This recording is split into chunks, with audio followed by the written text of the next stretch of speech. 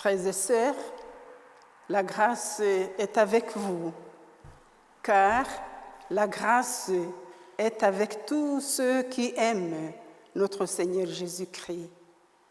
Amen. Ceux qui aiment la paix répandent la paix autour d'eux comme une sorte de semence, et les fruits qu'ils récoltent, ce sont des actions justes. La sagesse d'en haut donne d'abord un cœur pur, puis elle apporte paix et douceur. Oui, frères et sœurs, le Seigneur nous rassemble encore aujourd'hui. Il est toujours avec nous, oui, à chaque heure de nos journées. Nous ne nous en rendons pas toujours compte, mais c'est pourtant vrai. C'est une première nouvelle, et en voici une deuxième. Il est des moments où le Seigneur est tout particulièrement présent, c'est quand nous sommes réunis en son nom comme maintenant. Ainsi, malgré tout ce que nous pouvons avoir vécu pendant la semaine écoulée, nous pouvons compter maintenant sur la présence du Seigneur. Oui, il veut renouveler nos forces, notre conviction et notre espérance pour que nous persévérions dans la construction de son royaume de paix et d'amour. Nous chantons sa présence. Au 21-18, c'est la page 251.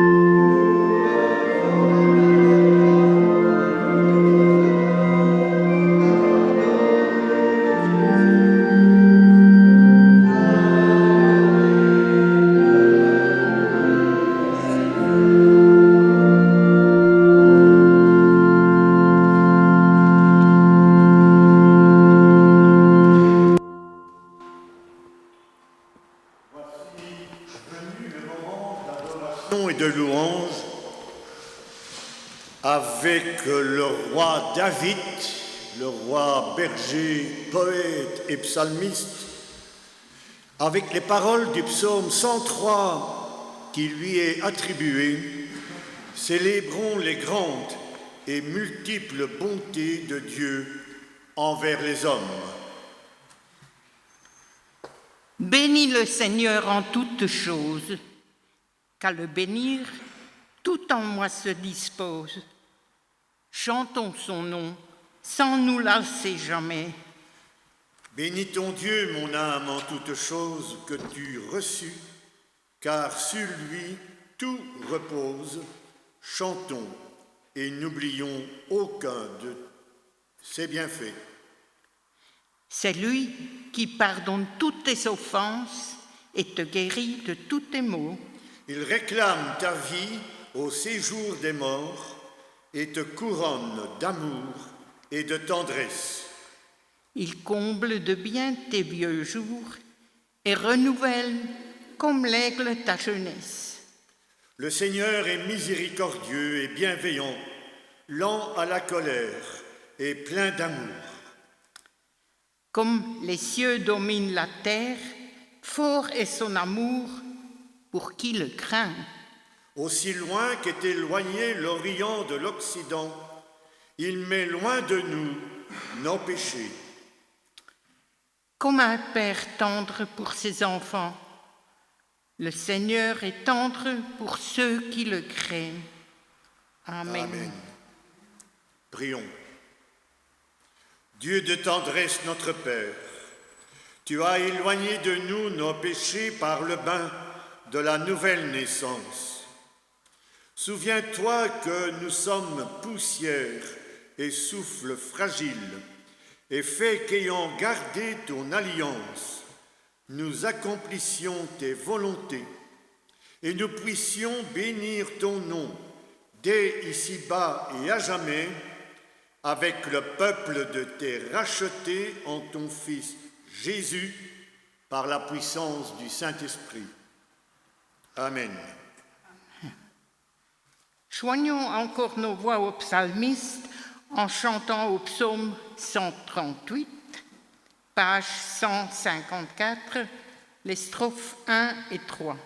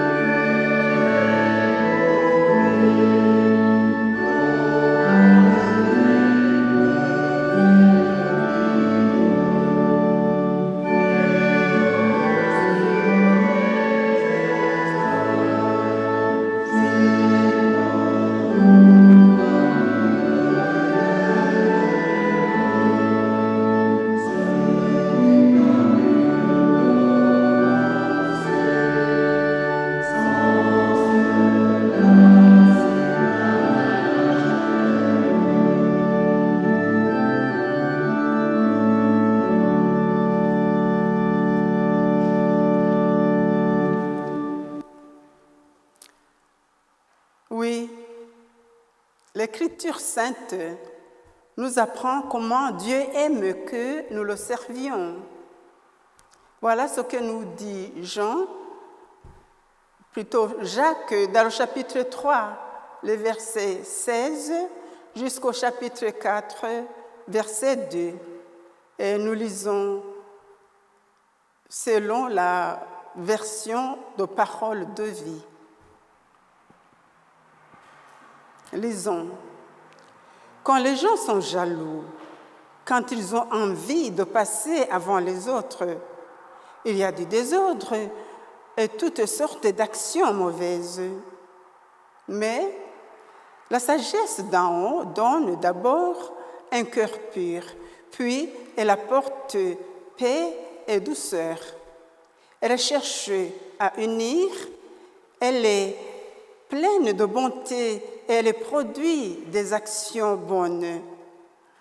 Elle ne fait pas de différence entre les gens et elle n'est pas fausse.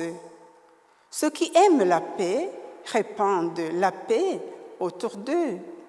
Ceux qui aiment la paix répandent la paix autour d'elles. Ils le répandent comme des semences, et les fruits qu'ils récoltent ce sont des actions justes. D'où viennent les disputes? D'où viennent les luttes entre vous? Ne viennent-elles pas des désirs mauvais qui luttent dans vos corps? Vous voulez quelque chose et vous ne le pouvez pas, vous ne pouvez pas l'avoir, alors vous êtes prêt à tuer.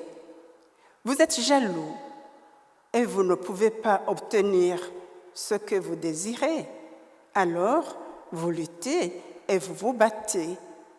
Vous n'avez pas ce que vous vouliez parce que vous ne demandez pas à Dieu.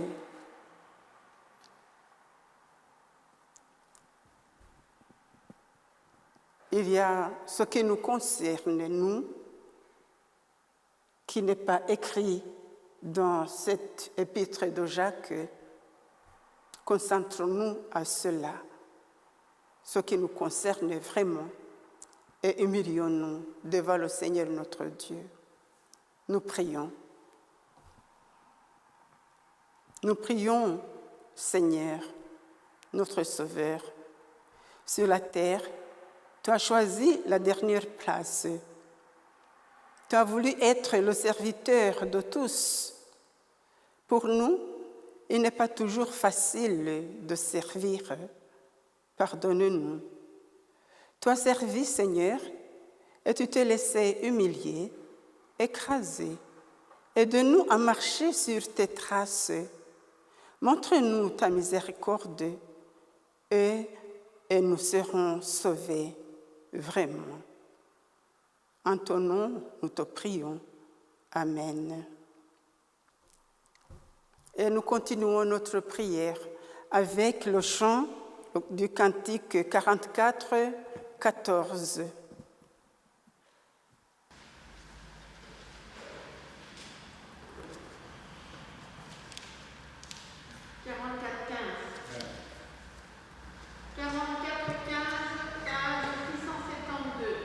Merci.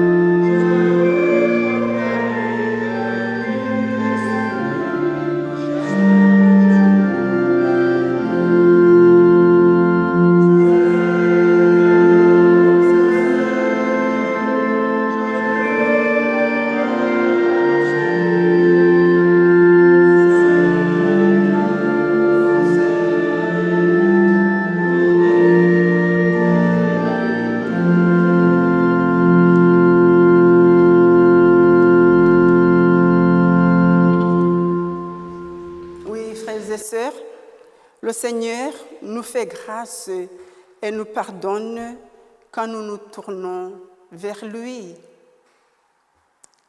La grâce qu'il nous fait, c'est d'abord le pardon qu'on reçoit pour les fautes connues et pour les inconnues, pour les fautes avouées et pour les ignorer. Un pardon qui nous décharge et nous soulage. Un poids nous est ôté. La grâce est alors un pardon qu'on transmet, même s'il n'est pas demandé, car c'est nous qu'il soulage d'abord. Il pense la blessure qui nous fut infligée et qui menaçait de nous étouffer, d'étouffer notre cœur. La grâce, c'est par nature un pardon qu'on reçoit pour qu'il soit transmis. Accueillons le pardon que nous recevons du Seigneur de grâce et de bonté. Amen. Je vous invite à vous lever pour confesser notre foi. Je crois en Dieu le Père. Il nous ouvre les chemins de paix et nous garde des pièges tendus par l'esprit de domination. Je crois en Jésus-Christ, le Fils. Il a choisi la dernière place pour se faire le serviteur de tous. Je crois en l'Esprit Saint. Il nous guérit de notre intolérance et de nos calculs et nous rend capables d'accueillir nos frères dans un service mutuel. Je crois que l'Église est la maison de Dieu parmi les hommes. C'est là que les enfants de Dieu peuvent s'accueillir les uns les autres. Amen. Et nous continuons à adorer notre Dieu avec le cantique 267. Ça, c'est dans Arc-en-Ciel. En tout cas, c'est le « Nous t'adorons, nous t'aimons ». Merci.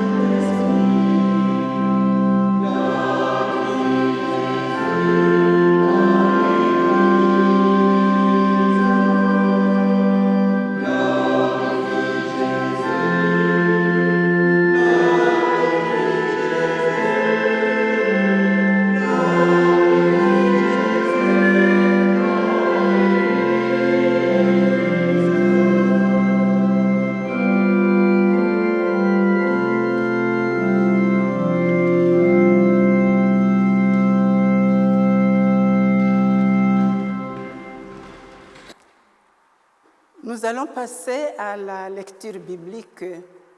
Prions Dieu, demandons-lui son aide pour que nous puissions comprendre ce que nous lisons et comprendre comment ce dimanche cela est expliqué, une des explications possibles.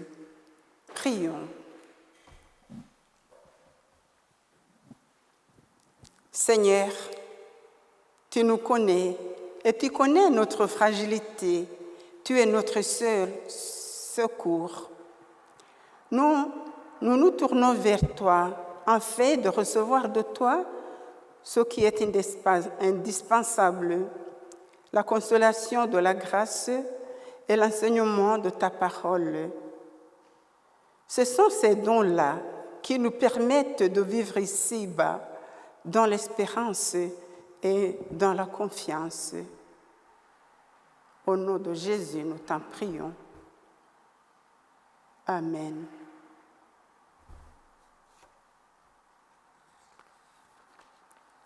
Nous allons suivre deux lectures. La première dans l'Ancien Testament et la deuxième dans l'Évangile. Nous lisons maintenant Jérémie, le prophète Jérémie, chapitre 11, les versets 18 jusqu'au verset 20.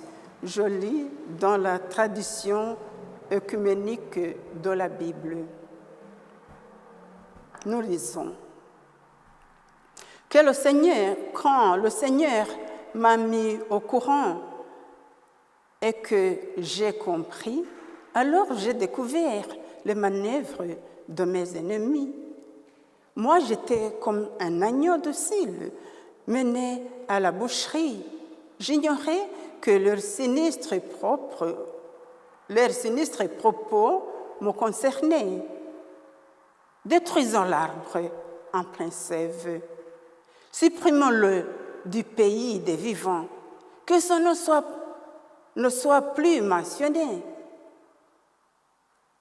Seigneur Tout-Puissant, toi qui gouvernes avec justice, qui examines les sentiments et pensées, je verrai ta revanche sur eux, car c'est à toi que je remets ma cause. Ici s'arrête la première lecture de ce matin et nous poursuivons avec la deuxième dans l'évangile de Marc au chapitre 9, le verset 30 jusqu'au verset 37 dans la traduction de Paroles de vie. Nous lisons. Jésus traverse la Galilée. Il ne veut pas qu'on sache où il est. En effet, il enseigne ceci à ses disciples. Le Fils de l'homme va être livré aux mains des hommes. Ils vont le faire mourir et le troisième jour, c'est-à-dire 3 jours après, il se relèvera de la mort. Mais ses disciples ne comprennent pas ce qu'il leur dit et ils ont peur de lui poser des questions. Ils arrivent à Capernaum. Quand ils sont dans la maison, Jésus demande à ses disciples, « De quoi est-ce que vous avez discuté en marchant ?»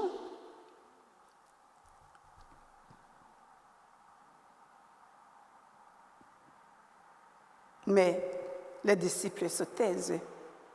En effet, sur le chemin, ils ont discuté entre eux pour savoir qui était le plus important.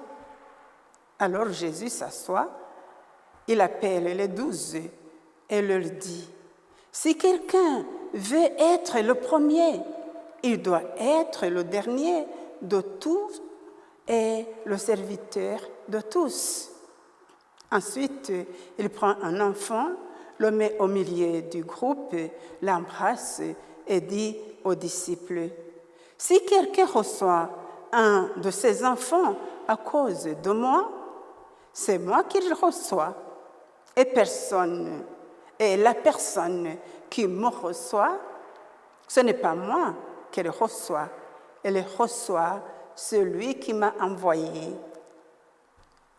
Et nous arrêtons ici cette deuxième lecture de ce dimanche. Chantons au cantique 45-21 à la première strophe. C'est le cantique 45-21, premier couplet.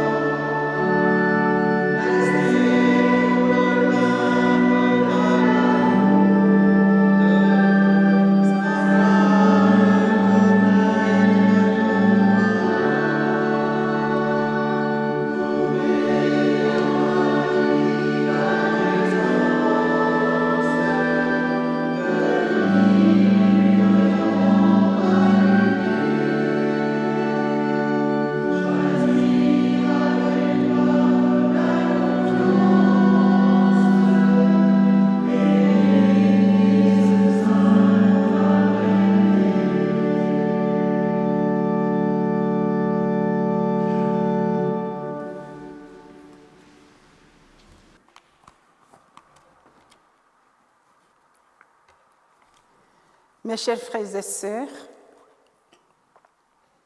nous suivons ce matin Jésus qui fait route à travers la Galilée. Il veut se faire le plus discret possible, car il a entrepris d'instruire plus personnellement ses disciples proches des projets de Dieu sur lui. C'est après la deuxième annonce de sa passion, et ses disciples craignent de l'interroger, comme si cette révélation de la passion prochaine était pour eux un secret impossible à porter, comme si les souffrances à venir projetaient déjà leur ombre, l'ombre de l'échec sur leur vie quotidienne avec Jésus. Et puis, qui peut les diriger à son absence? Qui est le plus grand parmi eux? Les questions déferlent. Mais une fois arrivé à la maison de Capernaum, Jésus, lui, ne va pas craindre de leur poser la question: de quoi discutiez-vous en chemin? Qu'est-ce qui occupait votre esprit? Quel était le souci que vous portiez ensemble? Et les disciples se taisent, ne disaient rien, ils sont gênés, car ensemble, ils avaient tourné le dos à la passion du Maître, comme pour oublier le chemin des souffrances. Ils avaient fait des projets de grandeur et avaient commencé à se comparer entre eux. Jésus répond d'abord en rectifiant l'image qu'ils se font d'eux-mêmes. La vraie grandeur, selon l'Évangile, est de se faire le dernier de tous. Non pas être en dessous de tous, mais de se placer au-dessous de tout, de tous. Non pas se faire le marquer par une humilité trop voyante, mais simplement en se mettant en position de servir tous ses frères. Jésus accomplit un geste prophétique. Le geste prophétique qu'il accomplit en amenant un enfant au milieu des disciples et l'entourant de ses bras veut souligner justement ce lien entre l'humilité et la capacité d'accueil. Quand on ne se soucie pas d'être le plus grand, on s'ouvre à l'accueil même du plus petit. Accueillir un frère au nom de Jésus, c'est lui faire place dans notre vie en nous référant à la personne de Jésus et son œuvre, à ce que Jésus est pour son frère et pour ce qu'il fait pour lui. Dans la pensée de Jésus, l'enfant est une parabole vivante. On l'accueille sans regarder s'il le mérite, avant même qu'il puisse le mériter, simplement parce qu'il a besoin d'être accueilli. Tel est bien l'accueil que Jésus nous demande pour le plus petit, pour le plus insignifiant, le moins valable apparemment des frères qu'il nous envoie. Finalement, c'est cette idée de l'envoi qui illumine la parole de Jésus sur l'accueil. Dieu envoie Jésus et Jésus m'envoie un frère. C'est la cascade de l'envoi, de la mission. Et c'est l'accueil qui me fait remonter la cascade jusqu'à la source. À travers le frère, je remonte à Jésus. Avec Jésus, je remonte au Père. Quiconque m'accueille, dit Jésus, ce n'est pas moi qui l'accueille, mais celui qui m'a envoyé. Et il a commencé par dire, quiconque accueille un de ses plus petits, c'est moi qui l'accueille.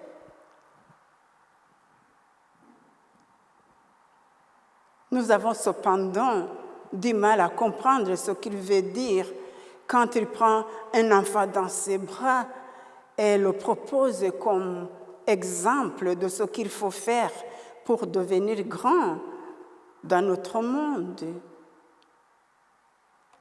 Nous avons du mal à comprendre, car aujourd'hui, les enfants sont au centre des préoccupations de nos sociétés. L'enfant est devenu roi dans un monde où tout tourne autour de lui. Il est devenu le type même de consommateur que les marques cherchent à séduire, tant il a pris de l'importance pour orienter le goût de ses propres parents. Pourtant, chers frères et sœurs, si l'enfant est roi dans ces sociétés favorisées, il ne l'est pas dans les sociétés défavorisées, si bien qu'à côté du monde des enfants rois, il y a aussi le monde des enfants victimes. Dans les sociétés les plus défavorisées, les enfants souffrent plus que les adultes de la soif, de la faim et même des maladies. Il fallait donc faire le point sur la situation de l'enfant dans notre société post-moderne pour comprendre l'attitude de Jésus. Il prend un enfant en exemple pour montrer le chemin que l'on doit suivre si l'on veut devenir grand. Dans la société de Jésus, l'enfant n'avait pas un sort enviable, pas du tout. Il était le plus souvent considéré comme une charge. Il était avant tout une bouche de plus à nourrir. Et on le faisait travailler très tôt pour un salaire inexistant. C'est ainsi qu'il fournissait une main-d'œuvre peu coûteuse dont on avait tendance à abuser. Cela n'a pas disparu dans certaines sociétés aujourd'hui. Victimes de mauvaise alimentation, de mauvaise hygiène, de déficiences de tout genre, beaucoup d'enfants mouraient en bas âge. Ça n'a pas disparu dans certaines sociétés non plus. Sans doute l'enfant était-il aimé de ses parents, comme tous les enfants du monde, mais il n'était pas choyé comme aujourd'hui. Le chagrin que causait la mortalité infantile poussait les parents à ne pas s'attacher aux tout petits dont beaucoup ne survivaient pas à la petite enfance. C'est donc dans ce contexte que Jésus intervient en plaçant un enfant devant eux à titre d'exemple. On se demande alors, en quoi un enfant aurait-il pu donner un exemple de grandeur? Un enfant n'avait pas d'instruction et n'avait aucun savoir. Même si on s'appuie sur les autres évangiles pour éclairer celui de Marc, et que l'on considère, comme le fait l'évangile de Matthieu, que la grandeur dont il s'agit est celle qui donne la foi en Dieu, on ne voit pas en quoi l'enfant pourrait nous mettre sur le chemin de la sagesse spirituelle qui prélève Dieu à Dieu. Comment pourrait-on être grand aux yeux de Dieu en se comparant à un enfant? En fait, les enfants ne sont pas des adultes en miniature. Ils ne pensent pas comme des adultes. Ils ne réagissent pas non plus comme eux. Ils ont un comportement qui leur est propre. Ils ont en particulier une faculté d'émerveillement que les adultes n'ont pas. En contrepartie, les adultes ont le savoir et la science ou la sagesse dont ils font beaucoup de cas, en tout cas en matière spirituelle. Aujourd'hui, comme jadis, à l'époque de Jésus, on donne un enseignement religieux aux enfants pour qu'ils puissent acquérir les notions élémentaires de la foi. Pour faire partie d'une communauté chrétienne, encore aujourd'hui, ne faut-il pas avoir franchi les étapes de l'école du dimanche et du catéchisme, comme nos jeunes viennent d'aller à l'écart pour en avoir, et même du catéchisme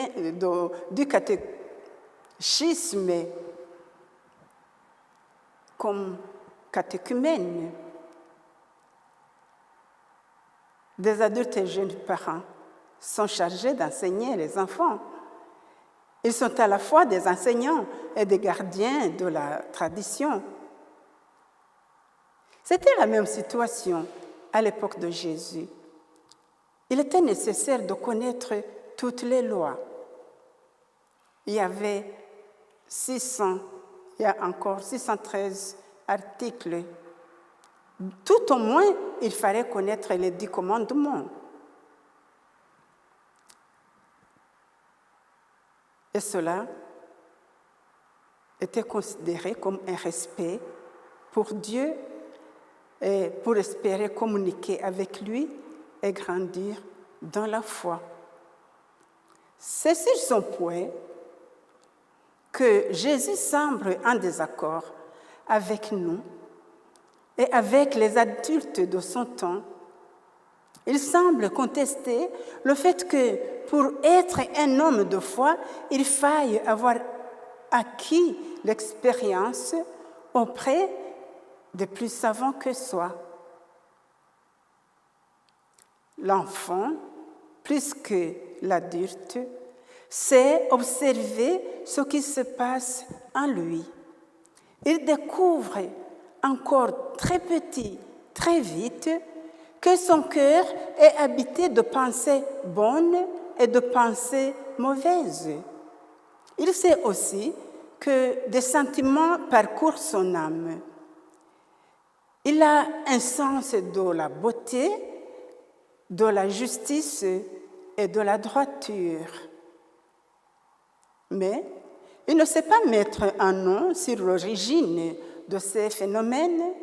Il ne sait pas que Dieu travaille en lui, mais il en constate seulement les effets dans sa naïveté. Très vite, ses parents, puis ses enseignants, vont lui apprendre à mettre le cours de sa vie intérieure. Et ils vont lui enseigner en même temps tout ce qu'il faut savoir sur Dieu, sur le péché, sur la loi, et l'enfant passe de la spontanéité infantile à la raison de l'adulte. L'enfant va alors être un exemple en ceci. Jésus trouve que les choses vont très vite et que l'on ne s'arrête pas assez sur cette naïveté qui permet d'entendre Dieu et de le repérer avant même qu'on lui fasse enseigner. Quelle que soit la façon dont les enfants entendent parler de Dieu par les adultes, cela se passe toujours de la même manière. Les adultes donnent une information sur Dieu sans se soucier des expériences que peut avoir eues les enfants dans sa vie, dans leur vie intérieure. Jésus sait bien, quant à lui, que ce sont des expériences de la vie intérieure qui nous amèneront les uns et les autres à une connaissance véritable, personnelle de Dieu. Il invite donc ceux qui l'écoutent à faire une descente au fond d'eux-mêmes, avec la même naïveté que le ferait un enfant, afin qu'ils puissent, comme l'enfant, examiner ce qui se passe à l'intérieur d'eux-mêmes, la voix qui leur parle, qui ne dépend pas forcément de ce qu'ils ont appris, la voix qui parle au fond de nous-mêmes. Il nous invite à retrouver une spontanéité intérieure. Elle a été altérée parce que l'éducation nous a apporté et qui a fait de Dieu une réalité extérieure à nous-mêmes, si bien que nous ne savons plus très bien entendre quand il s'adresse à nous au plus profond de notre âme. Mais, frères et sœurs, faisons attention. Jésus ne méprise pas pour autant l'enseignement de la loi. Il ne rejette pas la tradition apportée par les pères dans la foi ou par les aînés aux plus jeunes. Elles sont des guides indispensables pour nous faire progresser en sagesse. Jésus ne dit pas aux disciples « Ce n'est pas bien de chercher à savoir qui est plus grand parmi nous, qui est le meilleur. » Il ne dit pas ça. Jésus ne déresponsabilise pas les disciples. Il leur montre un chemin pour être plus efficace. Ce chemin, c'est prendre conscience que nous recevons tout dans notre, que nous recevons tout de Dieu lui-même. C'est en recevant tout de Dieu que nous pouvons être plus efficaces pour notre Église. C'est en recevant tout de Dieu que notre service prendra sa saveur et sa valeur. Cette attitude nous libère de nous-mêmes. Elle nous empêchera d'avoir l'impression que tout repose sur nos épaules. Elle nous évitera tout souci inutile. Nous serons des préoccupés de nous-mêmes. Se faire des soucis, même pour une cause juste, ce n'est pas toujours signe d'humilité, mais parfois d'orgueil. Qui sommes-nous pour penser que tout dépendrait de nous? Oui, il y a une autre manière d'accomplir son service pour Dieu et pour l'Église. C'est de faire la place à Dieu dans notre vie et d'être dans l'attitude d'accueil, tout comme l'enfant le ferait. Il est assez facile d'être reconnaissant pour ce que les autres nous donnent, et ça c'est bien. Et il est plus difficile d'avoir conscience que nos propres capacités sont aussi des dons et que ces dons ne sont pas seulement un bienfait pour les autres, mais aussi qu'ils sont des bienfaits pour nous-mêmes.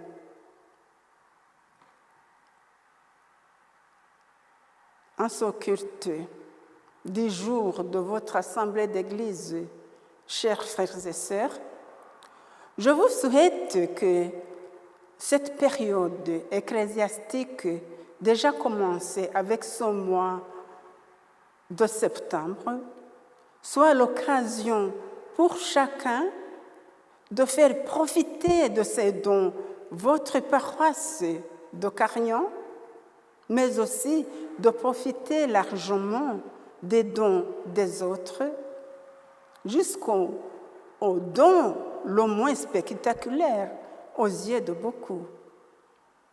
Réapprenez chaque jour à vous émerveiller des bienfaits du Seigneur, ce qu'il vous fait découvrir dans les autres, ce qu'il vous donne de vivre malgré les soucis et les peines de toutes sortes. Il trace pour vous un chemin particulier au milieu d'errance et vous fait traverser la mer Rouge devant l'armée de notre ennemi. Tournez-vous vers Dieu, votre Père, comme un enfant se tourne vers son papa, comme un enfant se tourne vers sa maman, dans l'espoir de trouver une réponse à son problème. Soyez tous bénis dans le Seigneur. Amen.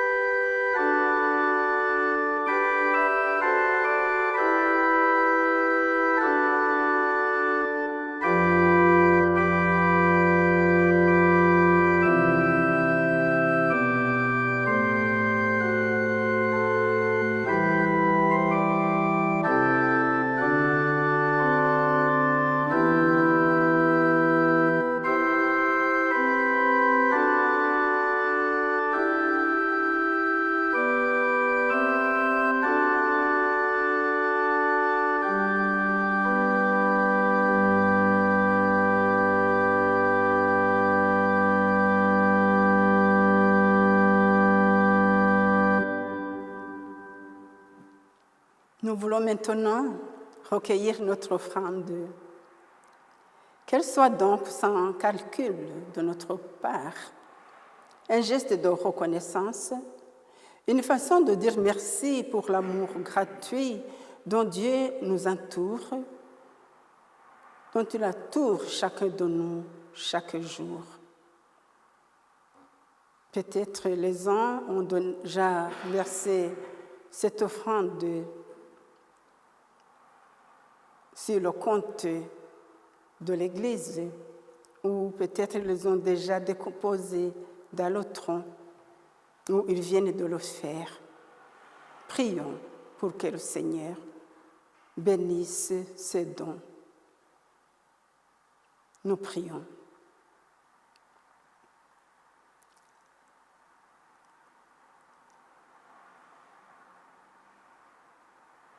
Seigneur, nous prions maintenant pour la consécration de l'offrande et te demandons l'aide de ton esprit pour nous, pour qu'il nous aide à continuer à prêter attention et à comprendre ce que ta parole nous apporte dans les messages qu'il nous adresse dimanche après dimanche.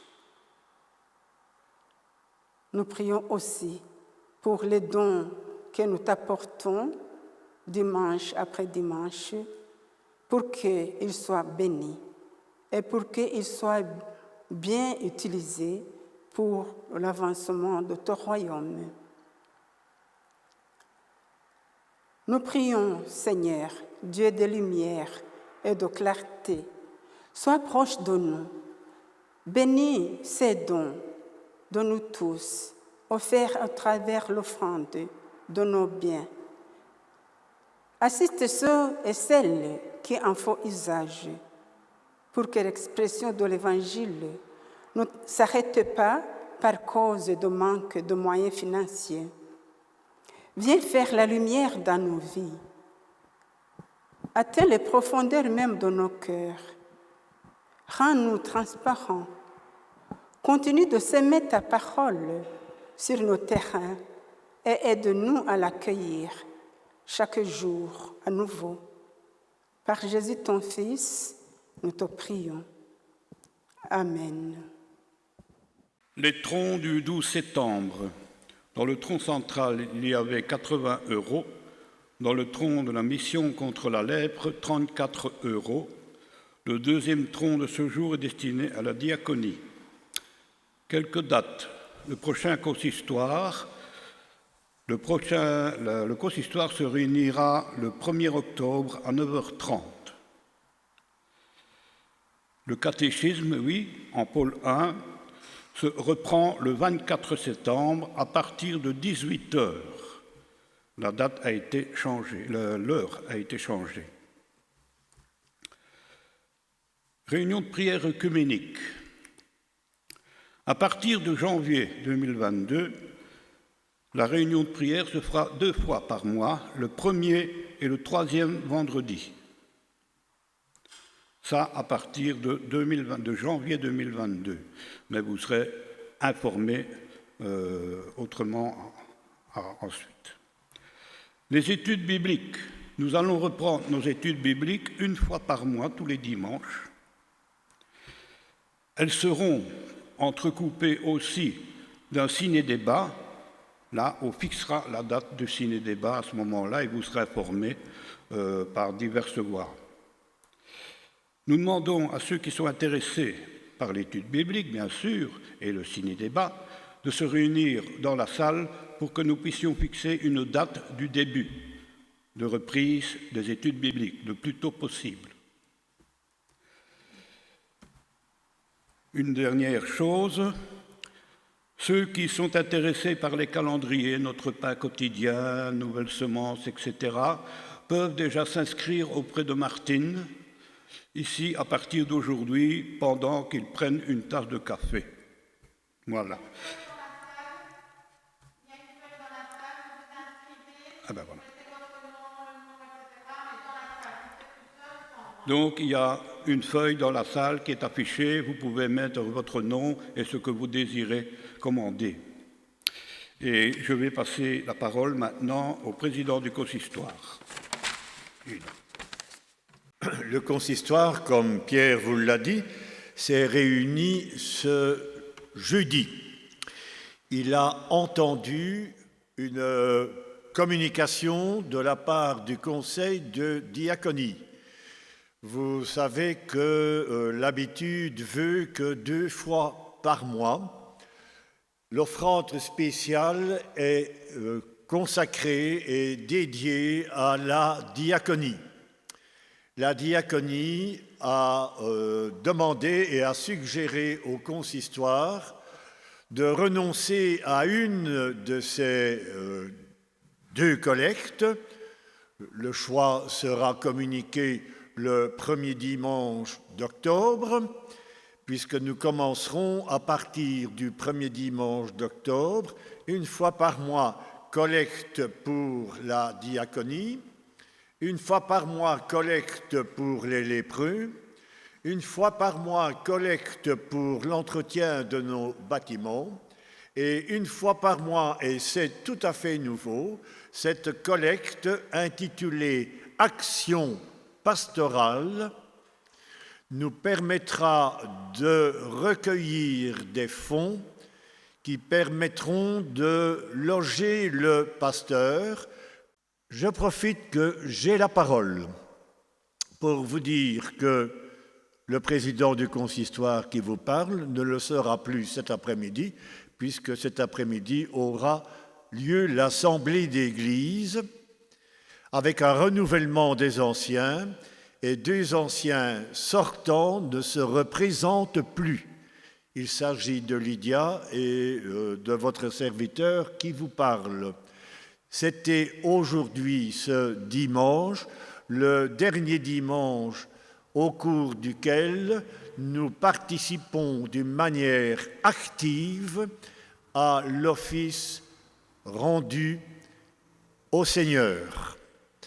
Ce qui ne veut pas dire que nous ne sommes plus anciens, nous l'avons été, nous ne sommes plus en fonction, mais je fais partie de l'école et que Lydia partage aussi, l'école qui veut que lorsqu'on a reçu une consécration de la part du Seigneur, cette consécration, elle est donnée une fois pour toutes par le Seigneur.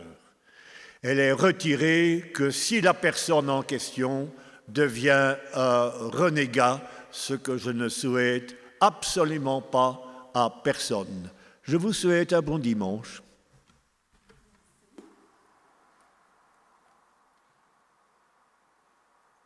Je vous invite à vous lever pour l'exhortation et la bénédiction.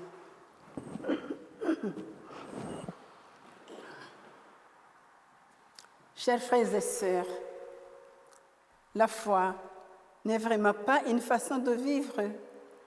Elle n'est pas une théorie ou une doctrine. Elle est plutôt un chemin ou un cheminement.